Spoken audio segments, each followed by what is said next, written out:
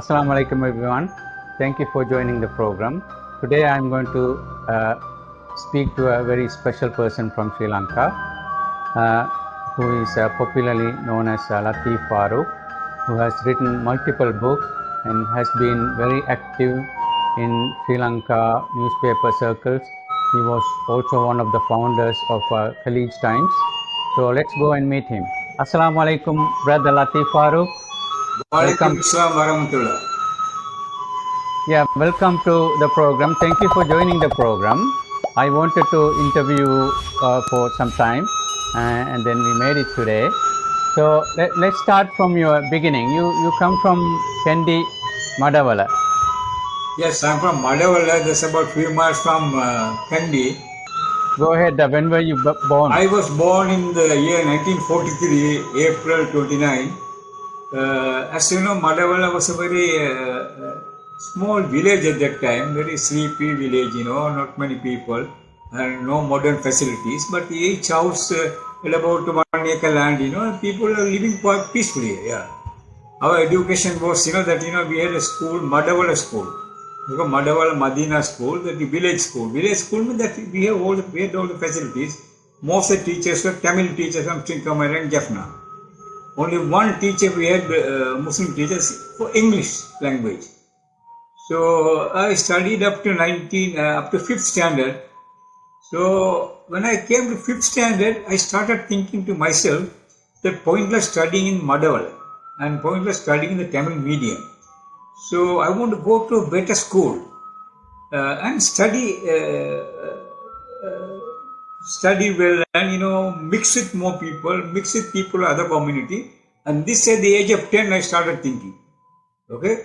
Mix with other Tamils, Muslims, Sinhalese, everybody. But of course in that area that we mix Sinhalese very freely. We lived like one family in those days before racism rose its head here. So then in the nearby about 4 kilometers from Madavala, there is a school called Christ Church College. Christ Church College. That college is a college which produced some of the best lawyers in Kendi. All of them are from Madavala. All the Muslim lawyers are from Madavala. That college produces. So I was also keen to attend that school. But I sounded the home people. Response was not very good at that time. You see, they were not very keen on education. So one morning I woke up, got dressed up, got into the bus. 10 cents you pay for the bus. That's about 10 minutes journey. I went to Christ Church College. And I was about 10 years and about 3 months, 4 months like that year. So when I entered the college, there was a fellow called Bandara who was cleaning the pond. I asked Bandara, where is the principal? He said, in there. Then he took me to the principal. So his wife was the secretary. That is Mr. George Nallatambi. His name was George Nallatambi, very respected principal. He was the principal of Christ Church College in Bettikalo and produced some very good people and very liberal man and very far-sighted man, very good man. I have a lot of respect for him. So when he took me, this Bandara took me in and he asked me, yes. I said, I can't speak English, I can talk to you only Tamil. So why did you come? He said, I'm from Madavala, I'm studying in that school, but I'm not very happy with that school. So I thought of joining the school because the school has produced most of the lawyers in Madavala. So I'm keen to study here. So he looked at me up and down. Wife was seated there. With whom you came, he asked me. I said, I didn't come with anyone, that I came on my own. Huh? He was shocked. Then the wife turned this side and looked at me and he started asking all sort of questions. I answered him. So he took a liking to me. He told me, go. And then stitch 2 shorts, blue color.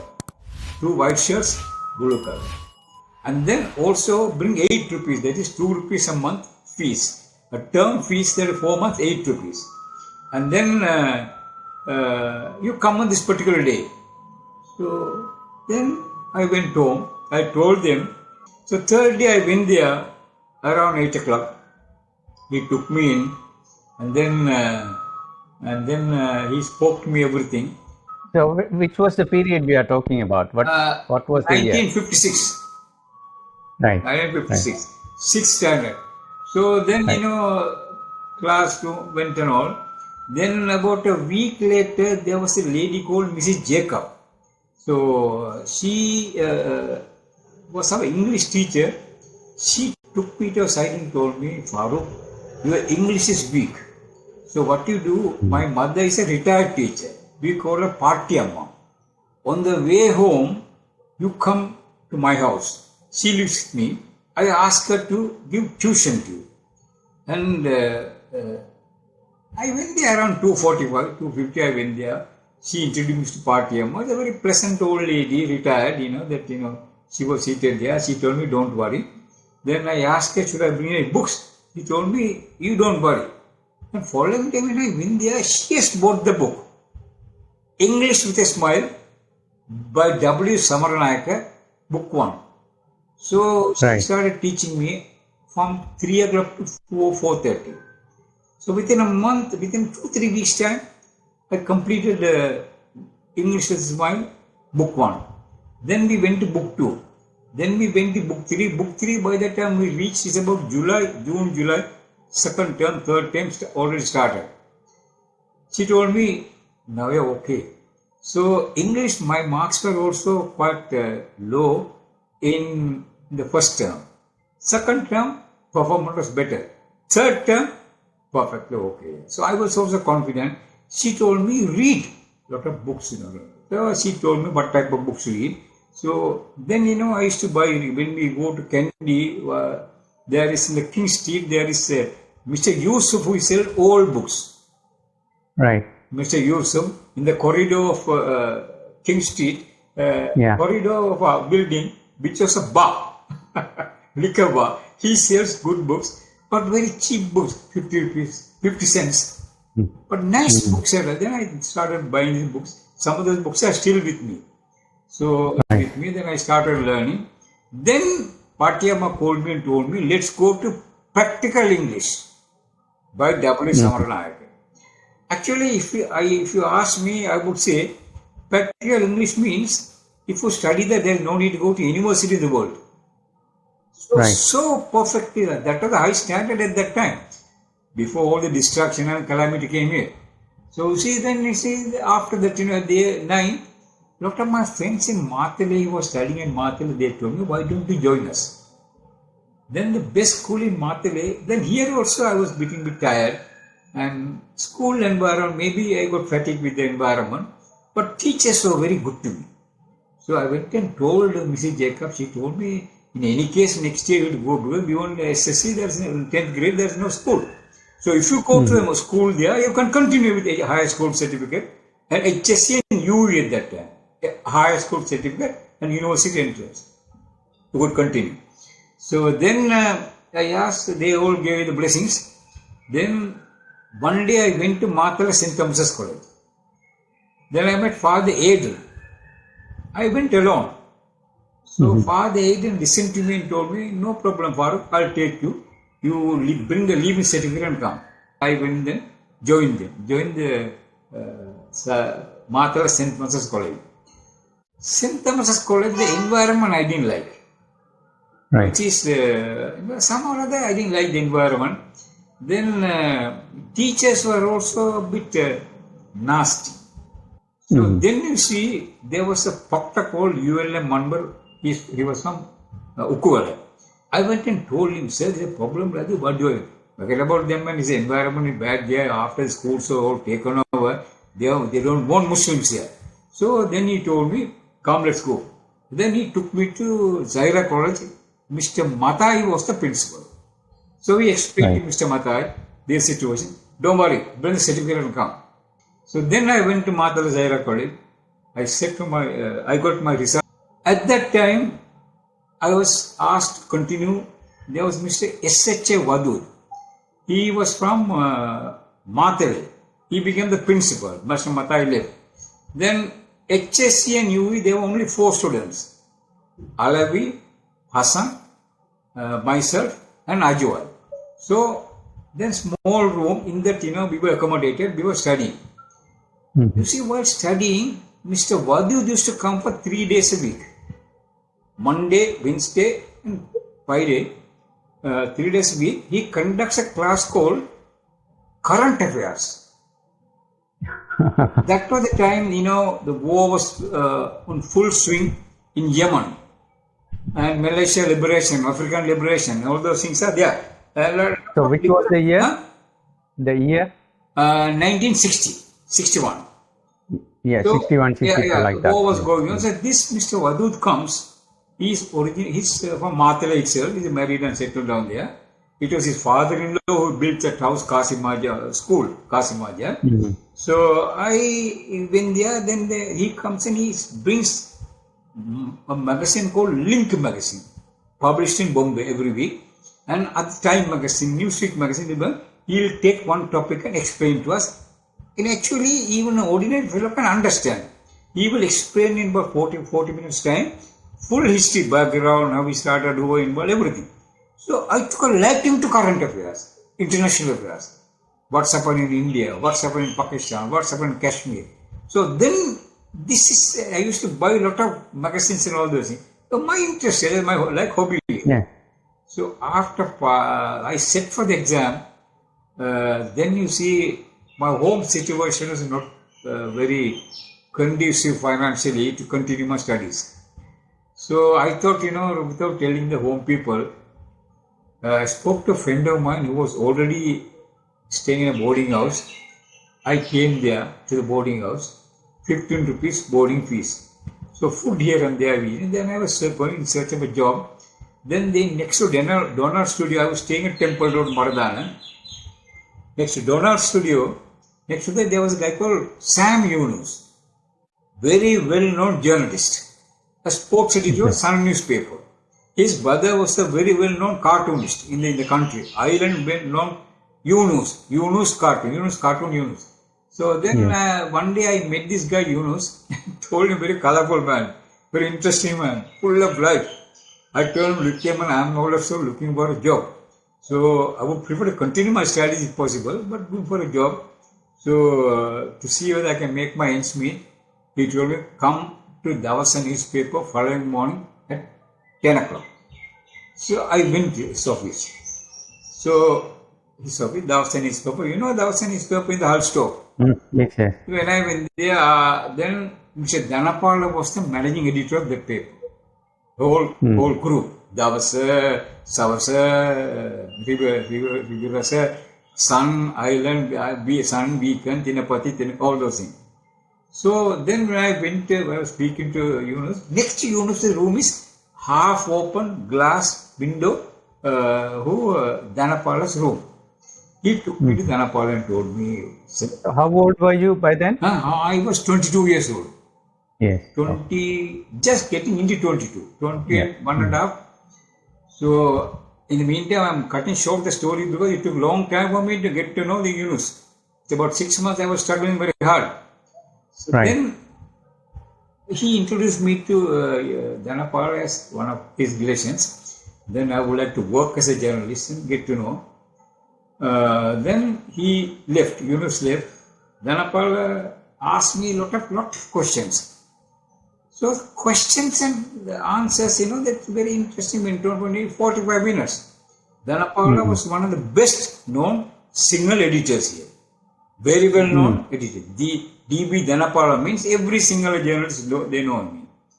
So then he told me, Farook, you work as a freelance reporter for us. And then if you bring a story in English, that will be translated into Sinhala and Tamil. If you bring a story write in Tamil, you translate into other two languages. Like that, there's a pool. In the pool you'll work. You know how much the salary? 4 cents a line. If my article appears, a new story appears, 28 cents. So very hard work. I come to office around 9 o'clock and work up to about 10:30, 10 like that. So, and at the end of the month I used to make how much? Maximum 120 rupees. Right. 120 rupees. Not even enough to buy a bun now. Yeah, but at that time, what was the teacher's salary, for example? Teacher's salary may be around 350 to 400 rupees. So then you see, I used to keep around 60, 70 rupees to me, 15 rupees for the boarding house. Within the other 45 rupees I used to manage. But I was contented, I was happy, and I spent 5 rupees a month on buying books from Lake House. Sometimes So this is all in English? English, right? English books. Yeah. Then you see, those days, the book which is sold for 2,000 rupees, 140, 150, 190 like that, or 2 rupees here. So I still have the collections of those books I bought at that time. So I used to read a lot at that time. So, and then library, newspaper, we get it free, we read. And in the Reuters, I read a lot. Like this went on like that. One day, about 6 months later, Dhanapala called me again and told me, Farook, are you a Muslim? I was thinking, what is wrong with you? Yes, I'm a Muslim here. You know Quran? I can read Quran, but I don't understand. Because that's how we were taught. So we were taught how to pray, what we should recite. That's all. Other than that, we don't know much about religion. Yeah, this is the general problem community faces. Then he told me, I want you to start one full page for the Muslim community in Sri Lanka in the Tamil paper Dinapati. Some or other, I couldn't manage in that time. There are 3 all these things are there. So, but then you see, it is wrong, it is very rude for me to say no to him. Yeah. He gave me the job. So out of sheer gratitude, when he called me of all the people and asked me, will you do this? I said, okay, sir, I'll do it. Coming from his office, but give me a month's time for me to get ready and start. I said, okay. On the way back, there was a lady called Yoga Balachandran. Right. She was a sub teacher. She migrated to Canada and settled down. Then I asked, Yoga ka, there's a problem like this. This fellow called me and told me to do, but how do I do it? He said, not to worry. You write in English. Otherwise, bring all the English books in on Islam. Small stories we get. And then we translate. You translate, I correct it, and then you get. So she was very helpful to me for about 3-4 months. After I picked up on my own, I could do without any mixer, write bell rolls. So when this was going on, but I think before that, same day I went to meet Mr. A.M. Aziz, Zaira College principal, very well known scholar. I told him, sir, there's a thing like this, one full page. He told me, Farook, one full page free of charge in the main paper is very good. You take it. I asked him, can you give me a name for that? He said, wait a minute. He went inside, brought a cup of tea, one for him and me. We were drinking tea. He told me, Farouk, name it Islamia Punga, Islamic Flower Garden. So it sounded very familiar. So I wrote it down and went in. Then he was also very helpful to me at the early stage, giving articles about Iqbal, Cairo, this and all. Then a lot of things. He did help me a lot here. Then also we cultivated very good friendship with him. Although the age gap was too much between him and me, we clicked very well. I looked at a liking to him very much as a scholar. Right. And almost daily we called each other. Right. Yeah, I became very, very close to me. So it went on like that. So then, then I thought the Muslims are always with UNP. But the UNP doesn't look after Muslims. They only give Minister of Labour post to a Muslim, either Dr. Kaleel or MH1. Then in the meantime, Badudi Muhammad started, Islamic Socialist Fund. All youths were there, young generation was with him, educated people, all, because they were all fed up with UNP at that time. So, I lived at Kolpiti next to Carnival Ice Cream. He lived two roads next to me, Badudi Muhammad. He was free. So I went and told him, sir, you are always complaining that UNP didn't work hard to Muslim. You only. Why don't you put it in writing and tell me? Oh, you tell me, I'll write it down, the paper. So okay. So I wrote everything. Then following day, 2 days later, I went in. I'm reading out. He kept going. So I read it out and took a nice picture of him and a live picture, and he was very happy. Then I came and I used one full page Islami Punga to highlight the issue. Muslims are not looked after by the UNP. And he was giving valid reasons here. So, morning when I got up, that M.H. Mohammed is very furious. How can this happen here? How can they are very anti-Muslim? This is a communist. So, this was mid-70s, is that right? No, 66. 66, okay. 66 started here. So, too much problem he was creating. I told him, no need, this is an intellectual issue. I was 23 years old. Intellectual. Now he has given his version. You give me your version. Is it okay? Then there was Aswar was there, Mr. Aswar. All the people like each other, but I loved him. Yeah. Opinion-wise, we didn't like each other politically. But somehow or other, I liked him a lot. A very pleasant, nice man. We were good to each other. We developed in 1966. He wrote this and he gave me. Then they used to say anti-Marxist Muslim United Front. I told him saying the anti-business Uttupotu. You try to promote Muslim community, promote Islam. So you can't very communist Marxist problem, Russian problem. You can't put it Russia. So then you see he gave his version. Again, nice picture of him, and I used following in the Dinapalli. Following me. Then answer came from this side. Again, answer came from that side. Then lot of people, intellectual, highly educated people from eastern parts maybe, even from Colombo and other places, they started writing. So I got enough material now. Yes. They are writing. So only I need someone to edit those things. So that, yoga used to help me, yoga. Right. So help me. Pages, now the page has become very popular. This popular, and also the paper has become popular because Muslims never had a voice. But there's a traditional paper. But they never highlighted Muslim issues like this. Now see a lot of people, for example, Kavanjar Abdul Qadir, Sharifuddin, Kavanjar Sharifuddin, the Malay from eastern points, they started writing, they started coming, popular, became very, we continued. Then about 2 months later, Dhanapala called me, Farook, from tomorrow onwards, you go to Parliament. So I got a shock. No. I don't, that is a little too high for me. Can I go up? No. He told me a name, Singer's boy. You go with him, he will guide you. So he, the boy, Premaratnam, he worked for Davasa. So Premaratnam told me, by Monday, you come, I'll help you here. And then he told me, look, now when someone speaks in the Parliament, we don't go write word to word. Listen to him. His main points, write it down. So after 3 weeks, I was settled. I said, okay. So I used to go and cover, going like this. So at that time, again, payment wise, was very bad. My salary was not enough. But maximum 140 rupees, very difficult life. If I buy a shirt that is either Maxim or Henkley, 10 rupees a shirt. But much better than the present day shirts. So this I found it very difficult to adjust. Then sometimes I used to go, when Mr. A.C. Samit, he was an MP.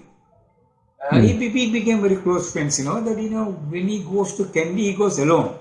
So he asked me, Farook, you are from Badavana, Friday, why don't you come with me? We can talk and go. Then it's okay. Right. I found that's the best time to talk to him, get good stories. Yes. On the way I told him,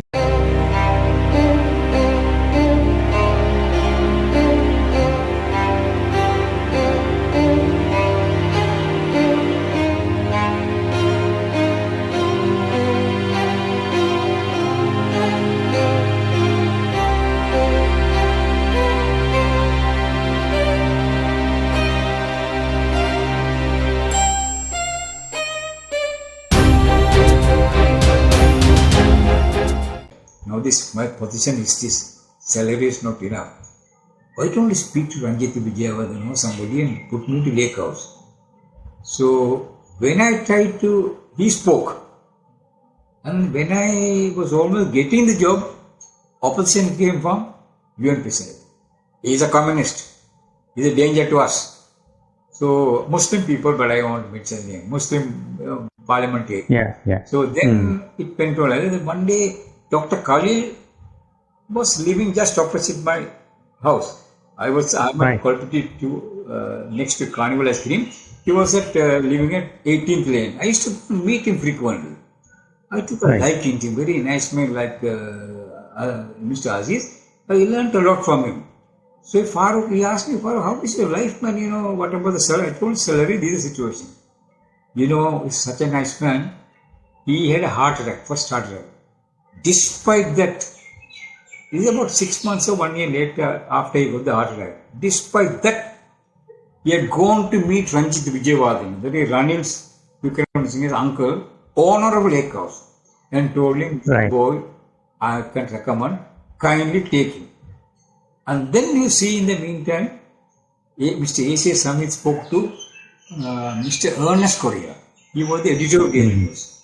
So Ernest also put pressure and I was taken. Mr. Ranjit Vijayawardhan gave me the opportunity. I joined Lake House and started working. And it's opening the windows is a very strange thing in life. It's Allah's work. One day, then election came. Then Ernest Correa was transferred to Observer. I also went to Observer. So, which was the year you moved to Lake House? 1970.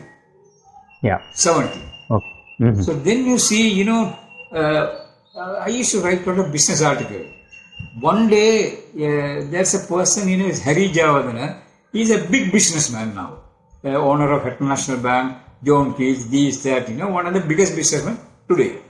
He was working as Consul Expo, tea exporting department. So he and I were close friends. He was a close friend of Anura Bandana. So then we became very close. He gave me a nice story about how some Iraqis importing Ceylon tea, mixing with local tea from Assam and selling a Ceylon tea. I wrote the article for a day it appeared.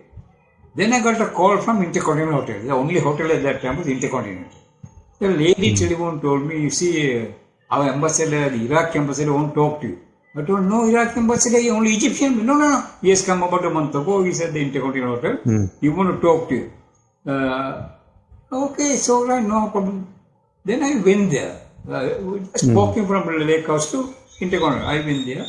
He said, if you can come now, it's better. When I went there, his name is Bashir Al-Talib. Very pleasant man. And he told me, Mr. Farook, this story is wrong. It's not happening here. Then I told him, Excellency, this type of things happens. It's natural in journalism. I have nothing against Iraq. So see, what you do, you tell me your side of the story. I'll write it. So he gave me all what is happening there at that time. So I went and wrote the following day Observer with his name. Iraqi ambassador who had just arrived in Sri Lanka dismissed this report as false and wrote a nice article. So before I left him, he gave me a bundle of papers, Baghdad News. Baghdad News. So then when I came home, I wrote the article. After the following day it was published in the Daily News. Then when I went through Baghdad Observer 2-3 days later at home, I saw one full article about Iraqi news agency. So following 3-4 days later, I telephoned the ambassador and asked him, can I see him for 5 minutes? Yes, come. I went there. I told him, that the main problem here is the Sri Lankans are not, they don't know much about the Arab world. They don't have correspondence here. They don't know not many articles appear about locals, about the Arabs and Muslims and Islam. And why don't you appoint me as the Iraqi news agency correspondent here? He said, write a letter and give it to me. So I came to office. So I wrote the application and gave it to Taufik Nana. That's famous journalist called M.M. Taufik. We call him Fico. Very good journalist, very much older to us. He died.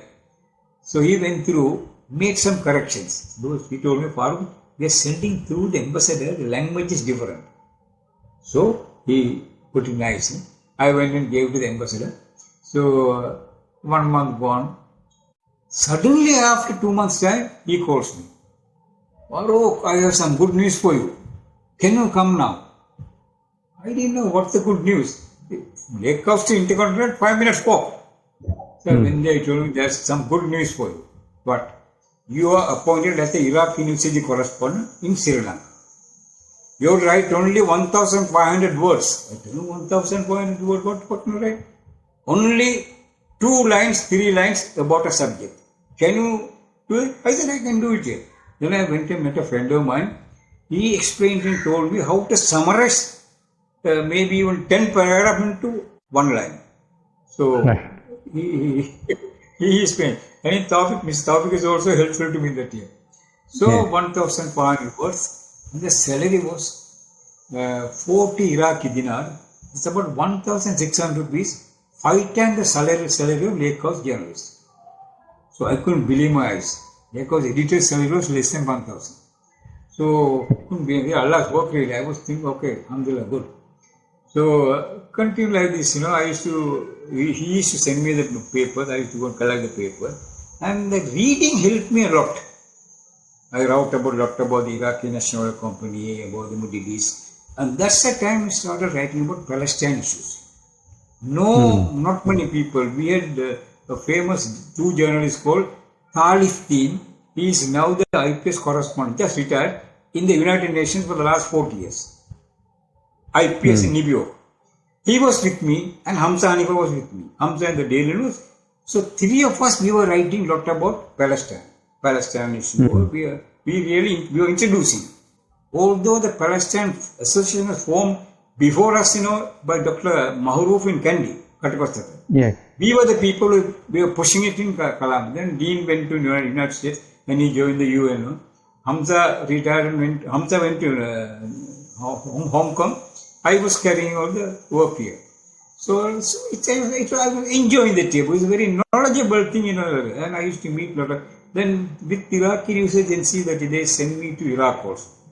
So I met a lot of people there and good contacts I built up. And that's the time the non-aligned conference was just about to start. Non-aligned conference summit in 1975 under Mrs. Bandar Naik. So 1975, yes. So then you see, one day it's going on like this. Libya opened its embassy, Iraq opened embassy, and more embassies are coming to Sri Lanka. And so then one day there was a person, he was our first Libyan ambassador in Sri Lanka, Abdul Salam Miladi. So he asked me, Farouk, why don't you get together and form a small support group to support Palestine? So I spoke to, I said, okay, let me see. Then I, in the evening, discussed with the guy called Najib al-Samarrai from the Iraq embassy.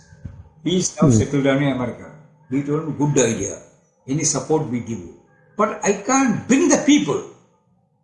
You see, at that time, I was covering the fisheries ministry also. That is, Mahinda Rajapaksa.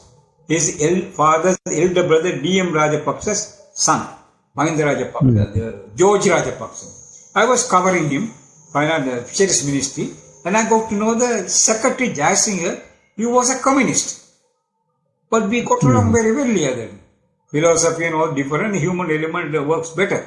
So then I told him, Jaya, about 3-4 days ago, Libyan ambassador told me, what do I do? I can't, even if I start a association, I can't bring the people for a meeting. Then when we discussed, he told me, I am from the Communist Party. You don't worry. You start it. That committee, Sri Lanka committee for Solidarity Palestine. I will bring the people, I will bring all the Communist Party members for the meeting. Finished. Then in the meantime, there was a famous man called Iwais. He was Democratic Workers Congress Estate Union. He was very helpful.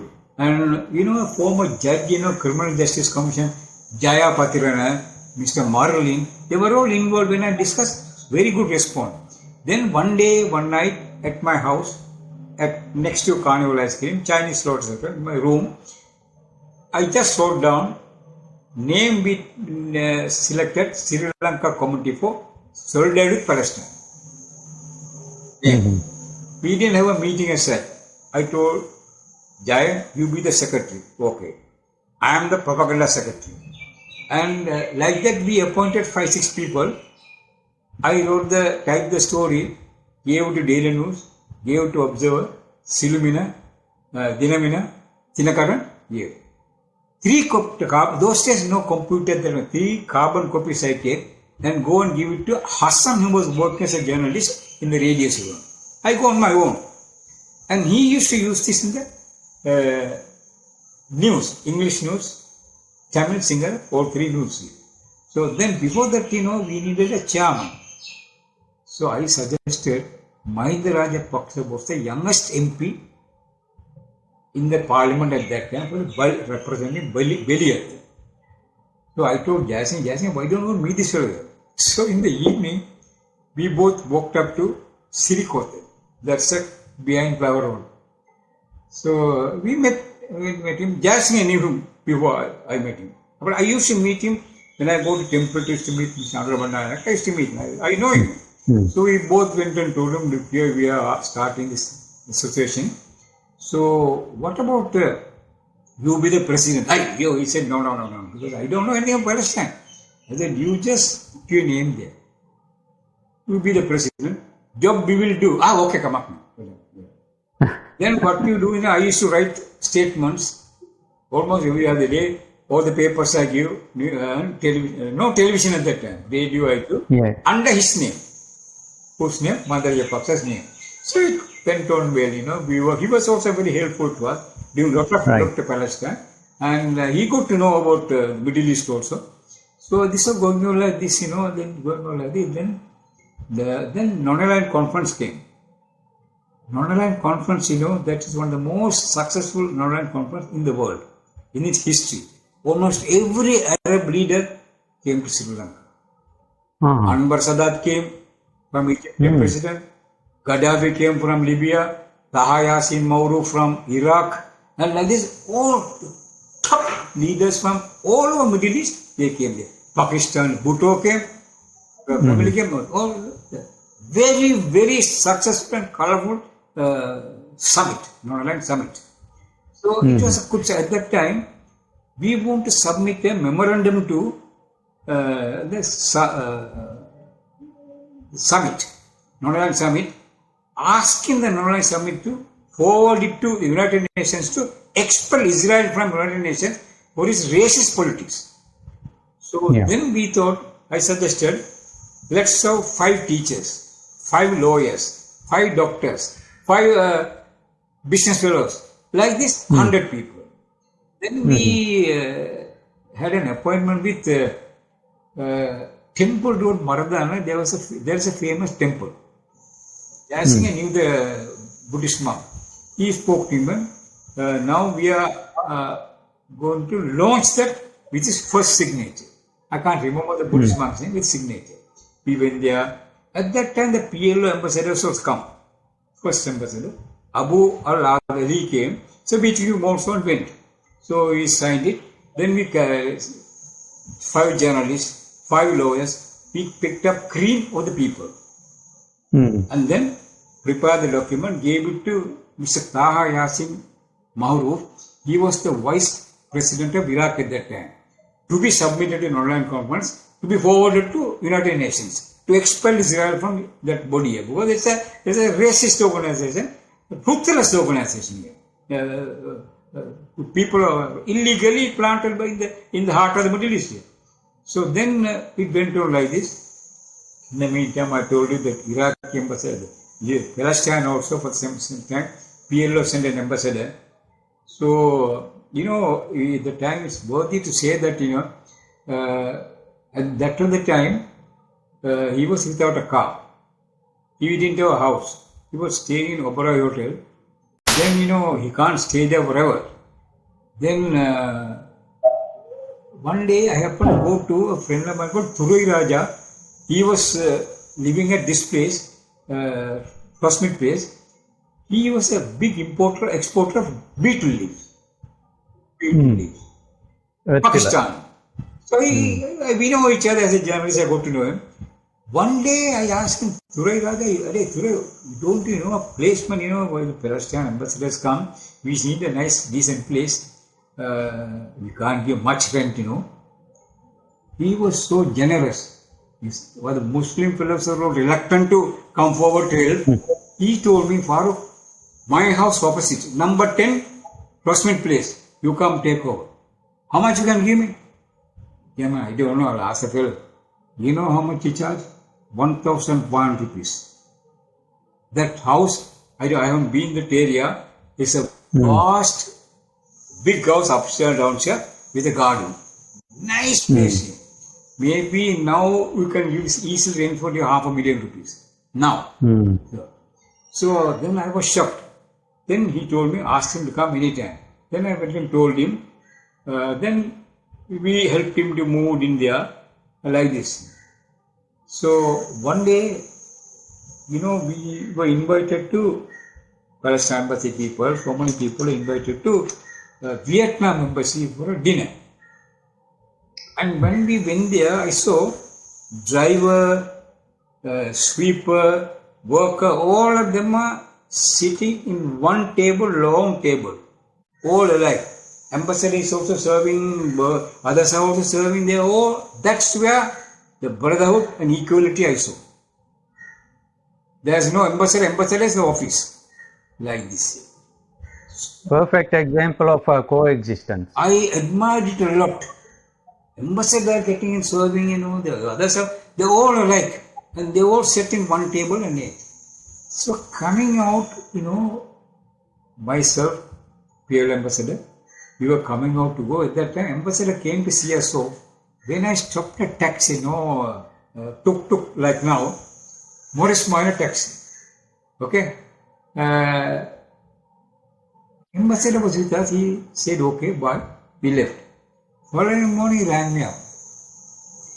Farook, can you come for 10 minutes? I went there. Don't Farook, this ambassador, PLO ambassador doesn't have a car. I said, he doesn't have a car. He just come there, settle down. You take one of our cars. I said, this is great thing actually. While the Muslim people never came to offer anything. Muslim embassies were there, but there are limitations there. But this man, and they were not free yet. They were fighting America at that time. Yet, he gave the car. So, the car was given to him, that he used the car and gave it to him. Then you see, we used to take the Palestine ambassador to Eastern Province, universities, everywhere for lectures. Atarchana University, Kalmuna, there was a guy called Salman. He was Professor Newman's younger brother. He the one who helped us to sort of organize all the meetings with them. Then this was going on like this. Went on like this, life was going like this. Then you see, it's government change. 1977, government defeated. With 4/5 majority, like what happened to Rajapaksa family, in 1970, Javadana selected. Entire policy changed. All those who worked at Lake House during the time of Mrs. Bananaga were branded as SLF. So we were all a bit harassed and that and this and all. I was also deeply depressed at that time. Then there's a friend of mine called Hassan here who left us long ago and became manager of a furniture company in Dubai. Suddenly he came to Sri Lanka with an Arab and told me, he came home and told me, Farouk, this guy is a big businessman in Dubai. His brother is the interior minister, Abdul Abul. His good friend is Prince, Dubai Prince Sheikh Mohammed. Now he is the ruler now. So they went to London, brought people from Thomson Foundation, started a newspaper called Gulf News, but they ran away, papers closed down. Why don't you help us to come and restart the paper? So see, I was also fed up, but just got married about 1 year ago. I was not very keen to leave. Then before that I had been to, on the way to Syria, Libya and Iraq. I've seen Dubai, it didn't impress me much. Just beginning development. Few huts, small buildings there. But no tree at all. Nothing. Huh? So then he told me, but lifetime, how could you live there? No, it's very good. Then he persuaded me to come. Then I asked Patire Vitan. he was our editor. He was also removed. And then Daily News editor. Then Mervyn Pereira. So three of us, we decided to go and start work.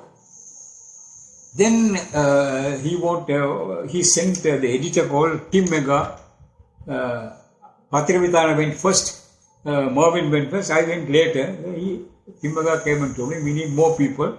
Then I recruited Karl Mala, the famous author, Dudley Fernando from Daily News, G.W. Surendra, and Suranimala, Dhanapala's son.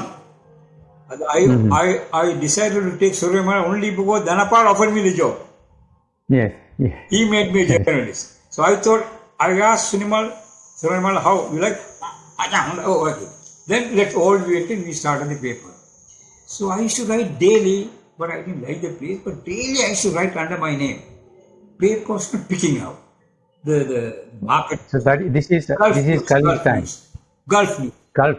Right. So I took all the people, we started, we worked very hard, but paper was not picking up, but the marketing was not good, organized circulation not good. When it was going on like this, I want to come back. After 9 months, I thought this won't suit me, I want to come back. I resigned. This is again Allah's work, you see. Resigned. Same night I went to Intercontinental Hotel, India, Pakistani, Dubai Friendship Association. Dinner. When I went there, the Consul General was standing at the door. I shook hands with him, Sujat Hussain Khan, his name, with him at the entrance. Then at that time a person came, and Sujat Hussain introduced me to him, saying, this is Muzammil Ahmad, he is the managing director of College Times. So he introduced me as Latheef Farook from Gulf News. He said, what is this? How many messages I sent you? You never came in to call me, you never came to see me. I told him I never got any message. So are you coming for the dinner? Yes. Before you go, let me speak to you. I said, okay. That morning I gave the resignation. To leave from Gulf News. Yes, then in the night, that after the dinner he came, met me and told me, Farouk, why don't you join us? Join me, asked me what college time. I give a salary and you go and take over Abu Dhabi Bureau as the bureau chief. So I thought it's a better paper, well organized paper, salary is on time and recognized paper. He said, okay. Then 3 days later, he called me and told me, let's go and meet Abdul Rahim Galadari. We met him. So he was the owner of the Galadari Empire, which was dismantled virtually by the ruling elements now. So we discussed everything, it's okay. Join. I met an editor called John Collier. He was very nice, a Scottish editor. We got along very well. Then 2 weeks later, they told me, you don't have to go to Abu Dhabi, you wait here and work in Dubai. So it's okay. I used to work very hard. They gave me a driver and a car. So I used to go to Sharjah, Ajman, Umm Quwain, everywhere. I didn't waste my time. I justified the salary. I drove from the good court from them. So see, there believe in Russell Khaimah and near Korba Khan, there was a waterfall which nobody knew. Yeah. So we went in that day. We went there, took the photo like that, and most of the people, journalists, they didn't want to write much about the locals. But I started probing more and more into local life, culture, lifestyle, every aspect. And when they started speaking, they started speaking better than anybody else, other free loving country people I tell you. So see, freedom loving West in the West. Freely spoke. Women were given equal rights. They were businessmen, they were running shops, they were doing everything in the UAE. So very good. I start writing. So locals like it, and foreigners also like it, went on like this here. So like this went on, but you see them 4 years, 5 years, like this. Then I worked up to 1980, I joined College Times. 79, I went to Dubai, February. 79 December, I left Gulf News and joined later. Before I started working in Gulf News, Muzammil called me and took me to Abdul Rahman Galadari again and told me, Farouk, it will take 2 months to take your wife's visa, even your visa. In between, you go to India and cover Indira Gandhi's general elections. Wherever Indira Gandhi goes, you go. Okay. Wherever, don't worry. And at some point after 2 or 3 or 4, 5 meetings, that she will ask, oh, where are you? You know, he's such a business acumen. Then there are a lot of Times of India, Indian Express people who work there were working with us in Dubai, in Kalistan. So they gave me introduction to people who were covering elections in India. So I went and landed in Delhi, and for Delhi, then I contacted this contacts in Times of India, and they came and they introduced me to Indira Gandhi's press office. He said not to worry, don't worry. I'll give you those days security was not much like this. Now it's safe time. Either itinerary, you can make the booking in the airline, and you can either go before or after us, like this, Then I met wherever she went. When she went to Bangalore, I went to Bangalore. When she went to Tamil Nadu, I went to Tamil Nadu. When she went to Calcutta, I went to Calcutta. So it's full of this very hectic journey, as he predicted in Hyderabad. When I was always there in the stage with her and the other people. She asked me, who are you from? Which newspaper are you? So, all the newspapers, they are having their journalists. And I told him I'm a journalist. I told her. And I said, all the journalists are having their own people in every city now. So why are you coming for all? Coming around. Everywhere, I say, I'm from Dubai. I represent Kaleel Times. The owner of Kaleel Times is Dr Rahman Galadari. He told me to cover only you. So that's all I'm covering you. So that's all I'm always coming wherever you are, which other meeting you attend. So he asked me, who is this? Dr Rahman Galadari. Actually, that's what he wanted, the main purpose of my sending me. But he wanted her to know that he has sent a special person to cover her election. So we went everywhere, then election was over. Very tiring, brother. When the election was over, I went to Kerala by the time the election was over. Then she won. And then I was holidaying the Kovalam Beach Hotel, about 3-4 days I was staying. Very nice place like Mountaineer. So 4th day I heard she was coming for the first press conference to Kerala. Oh, Mrs. Gandhi. So when she came, I attended the meeting. So after the meeting, I went and congratulated. That's other way. Then after the covering the elections, I went back to Kaleel and I started working there and all those things. Then you see, after about 1985, Kaleel time, old ruler in Dubai, Sheikh Rashid, came really very badly. And young fellows had taken the power. So they were all out to fix his Galadaris and all the people there. So Galadari was running at a difficult time. A lot of people are leaving. At that time, you see, Dubai rulers, they invested a lot of money. 3 businessmen, they started Gulf Mills in a big way. The person who started was Patrick Kaleel. He was in Kaleel time as the marketing manager. So Patrick Kaleel offered me also a chance to come. I thought, when they were doing well, they looked after us. So when they are in trouble, it's not problem. So I told my home people, look here, even if I happen to do the job, let's go back. There is something called gratitude should be there. Rahman Galadari is in trouble.